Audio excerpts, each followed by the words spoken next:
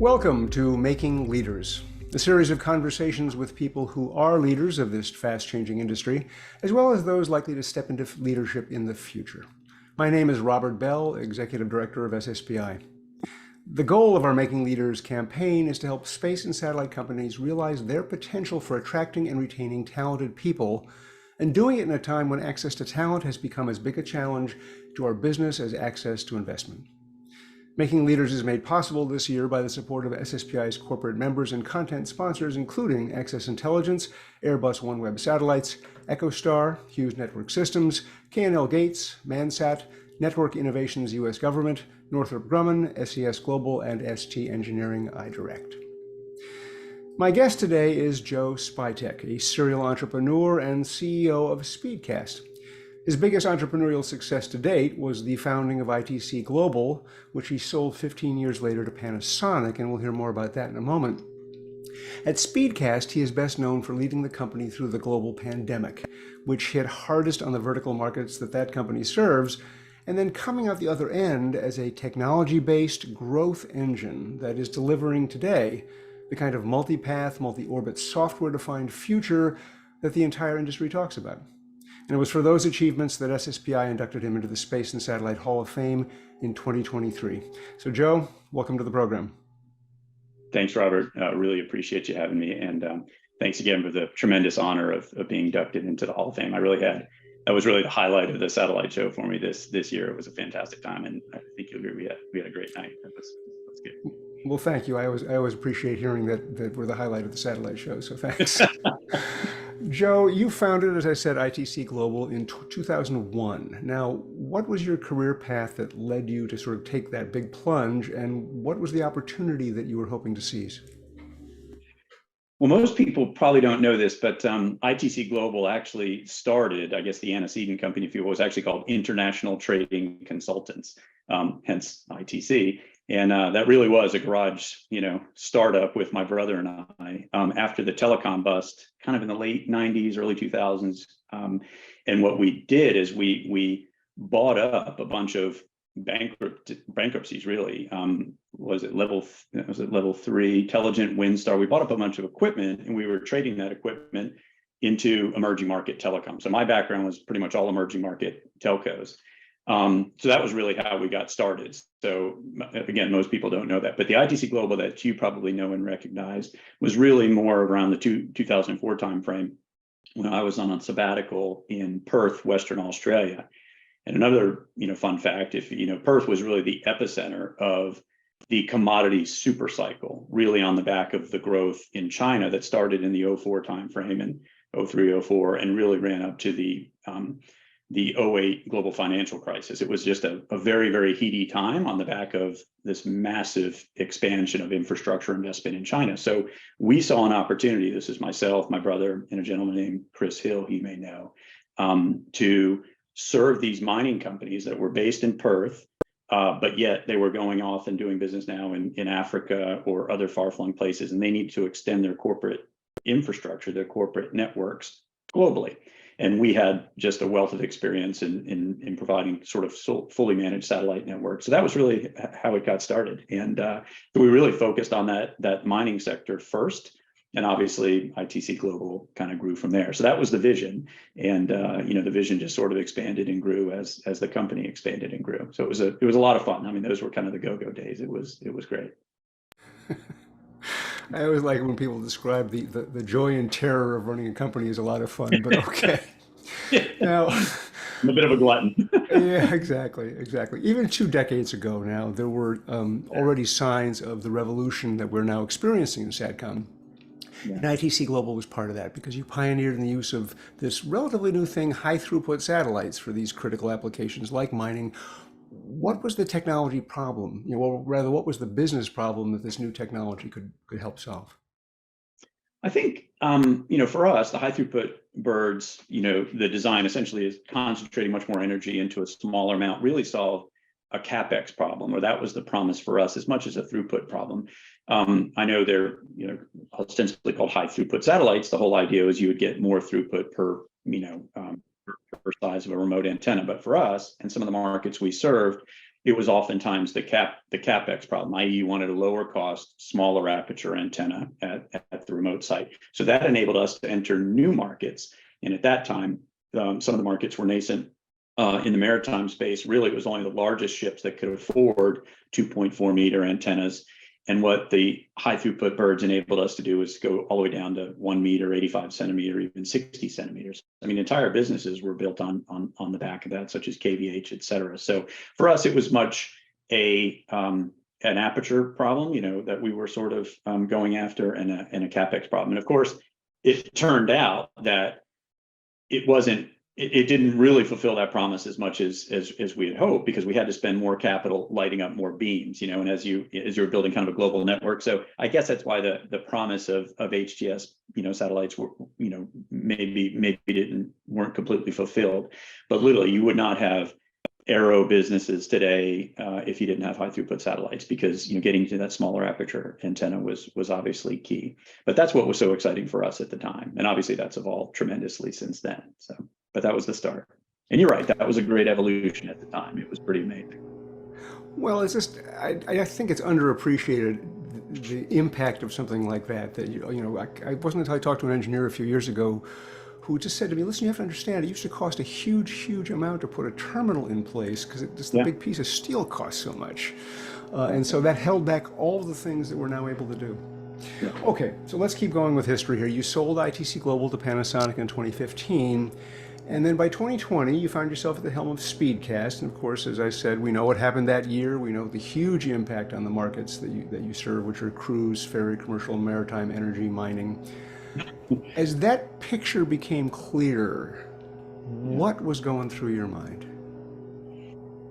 Well, we certainly didn't know that was going to happen when I joined. It was actually late 2019 when I joined as a board member. And, you know, really at that time, I had no designs on jumping in an operational role. And it was really to provide some just operational expertise, you know, to PJ and the team, who had been running really hard and fast. As you know, they had done 16 acquisitions, I think, in 5 years, publicly listed business on the Australian Stock Exchange. So fundamentally a good business, but really moving so fast, hadn't taken the time to fully integrate all those acquisitions that had been done in a relatively short amount of time. So when I first joined, you know, we had a good look at, you know, kind of the books and the operations of the company. We were a little concerned at the time. We thought, okay, we really need to take a bit of a pause here, and perhaps raise a little bit of capital and make sure that we digest these acquisitions and get the full operational efficiency out of the various acquisitions. And that's the time when COVID, because I think it was February, March of 2020 that COVID started, the first cases started coming out of Wuhan. And literally we were just launching a fundraising, a capital campaign at that time. And we were, you know, as a board discussing with the shareholders, hey, look, you know, we want to sort of slow down here, again, take a bit of a pause for more acquisitions and really digest the ones that we had done. But then COVID hit. So kind of in a weird way, COVID, you know, was the writing on the wall that made, you know, a more formal restructuring necessary. Because, you know, Speedcast was fundamentally a good business. This was, I like to say, it was a balance sheet restructuring. I mean, companies don't go bankrupt or they don't restructure because they're bad businesses. Not all the time. Obviously, there are some bad businesses that should go bankrupt.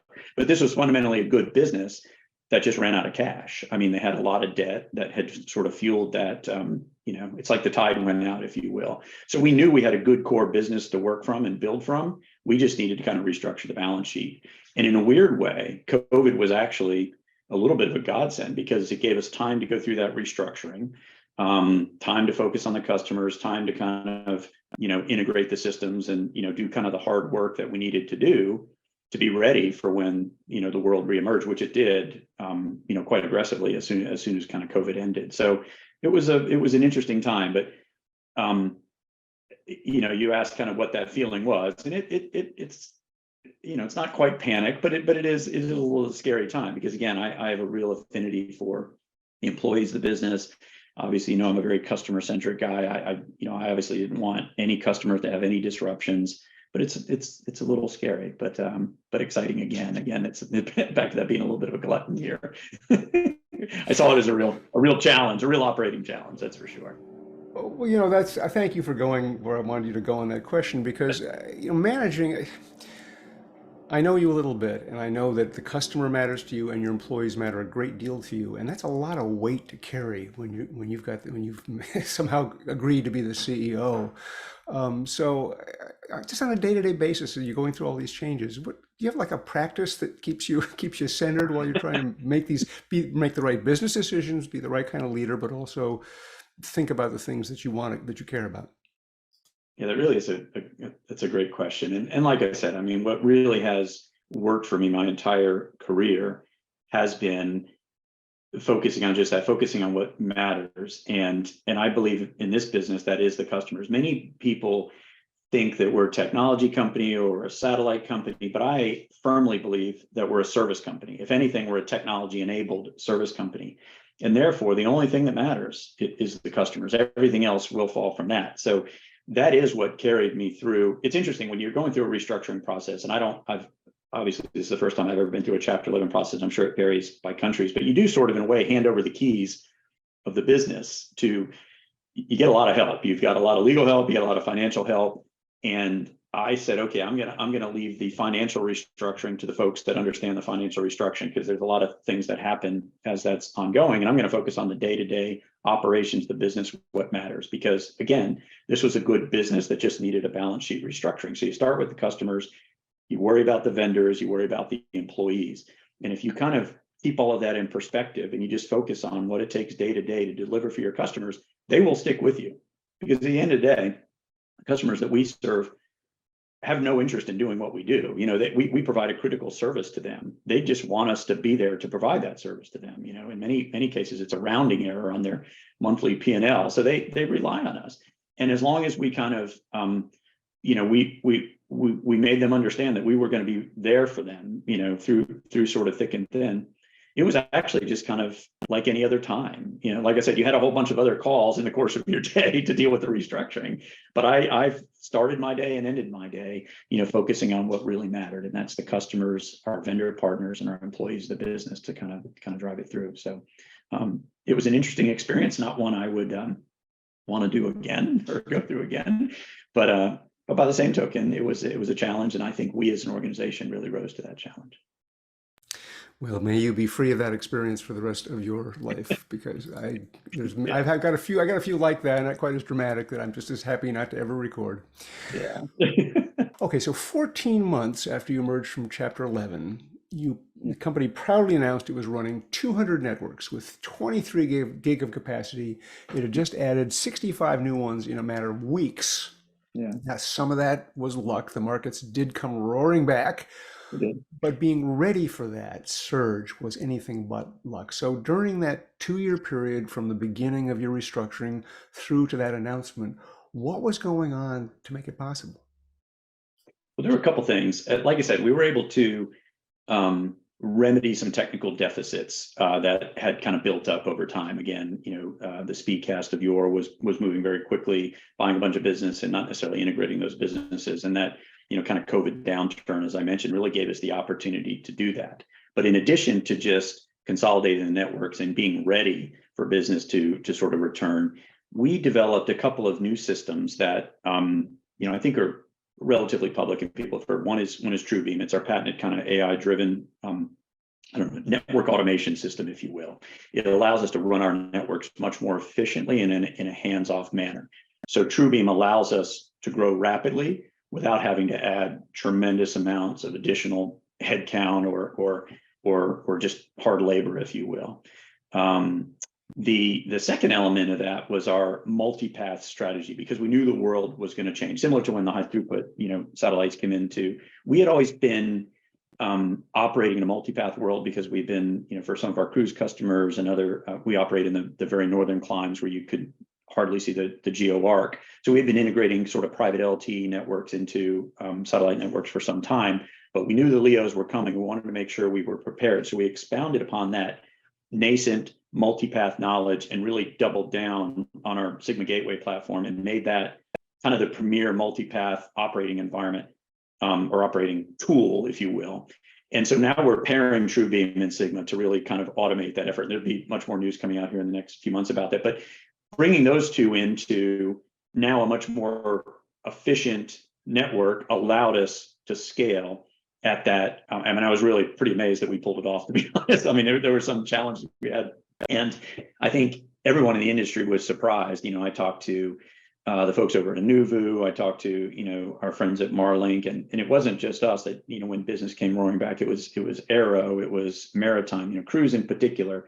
People literally wanted to run their lives and be able to run their businesses from a cruise ship, and they did just that. So it wasn't just a doubling of capacity; it was 4 and 5-fold. I mean, it really was sort of fantastic. And I know other verticals have seen sort of similar true transformations. So yeah, it was a little bit of luck, but also a little bit of preparation, in that we kind of had those tools that enabled us to really scale. And now we're using those very same tools to integrate these new constellations that are coming to the fore, be it Empower or Starlink. I'm even having lunch today with the folks at Kuiper. I'm really excited about what they're doing. So, I mean, it's a great time to be in this industry, as you know. And again, I don't know if it was luck or skill, but we seem to have built the tool set that allows us to be perhaps a little bit more prepared than some of our our peers in the industry for what's to come. So it's actually a pretty exciting time to be doing what we're doing. I think this is the most exciting time in the industry, and I've been kind of around it for a while. Okay, so we've been talking about a lot of history.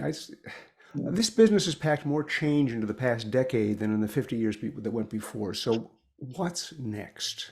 So again, my career started in the emerging markets. When I say the emerging markets, it was the Caribbean and Africa and the Asian subcontinent, areas where connectivity was just non-existent. I mean, it was really poor. And think about it, in a generation, we're going to go from that to, I would think, very affordable, globally ubiquitous capacity, right? Or at least connectivity that allows access to the world's font of knowledge or information. I mean, really, we carry it in our hands here, right? So we can, but now, if it becomes readily available everywhere and it's affordable, kids in rural Africa can take every MIT course that's ever been taught. I mean, it really is fantastic. And I see that in my travels. When you get out in the world, I mean, that's happening, and it's going to happen in our careers, in our time in this industry. And in a way, our industry is part of that enablement. It's not going to be the panacea maybe that everyone thinks it is, but it is coming. I mean, it really is incredible. So from a personal perspective, for me, that is the most amazing thing about what we do, and it is happening. So we're the enabler. Like we're allowing that to happen, which I just think is magic, and it's fantastic. So yeah, so I think ultimately that connectivity that we provide allows the transfer of information, which really is the great equalizer. And I think it's going to make the world a better place. I know that might be a little ambitious, or sound a little ambitious, but I really do believe it, and I think it's fantastic. Well, I like to think we play a small part in that, but I really believe we do. So that does have to be it for now, Joe. I want to thank you for taking us inside one of this remarkable turnaround story, and how, and I agree with you, and how our industry is making a contribution, not the only one, but a contribution to making this a better world. So thanks a lot. I appreciate it, Robert. Thank you so much. Thank you. Like any tech industry, the space and satellite business is driven by the ambition, the knowledge, and the leadership skills of its people. In our Making Leaders series, we take time away from the business plans and technology roadmaps to focus on the people making a difference. You can follow us on Twitter at SSPI. On Facebook or LinkedIn, just search for Space and Satellite Professionals. And if you're not a member, I encourage you to become one by going to sspi.org/join. That's JOIN.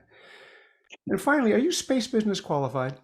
Well, you are if you've registered for SBQ, a series of self-paced online training courses in the fundamentals of the space business, from launch and spacecraft to communications and markets. It's designed to give people entering the industry and those stepping up into positions of new responsibility a 360-degree view of this business, so they can understand what's behind the issues and challenges they're facing. And they're produced by SSPI in partnership with the GVF and the online training company SatProf. So if you're interested, you can learn more about SBQ at spacebq.org. That's spacebakerquebec.org. We thank our members and content sponsors, Access Intelligence, Airbus OneWeb Satellites, EchoStar, Hughes Network Systems, K&L Gates, Mansat, Network Innovations U.S. Government, Northrop Grumman, SES Global, and ST Engineering iDirect for making this program possible. For SSPI and Making Leaders, this is Robert Bell.